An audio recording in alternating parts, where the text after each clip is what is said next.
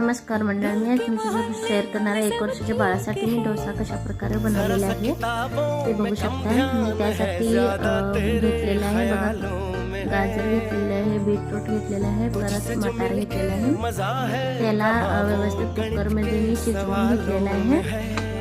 शिजवून झाल्यावर मी 2-3 शिट्ट्या काढून घेतलेल्या आहे। त्यानंतर कुकर गार झाल्यावर मी ओपन करून बघा अशा प्रकारे शिजलेला आहे। त्यानंतर मी स्मॅश केलेला आहे पाण्याने बारीक असं। त्यानंतर मी त्याच्यामध्ये थोडंसं बाजरीचं पीठ आणि नंतर गव्हाचं पीठ दोन्ही असं मिक्स करून घेतलेलं आहे आणि थोडंसं ते मीठ घालून घेतलेलं आहे। त्यानंतर जिरा आणि ओवा घालून घेतलेला आहे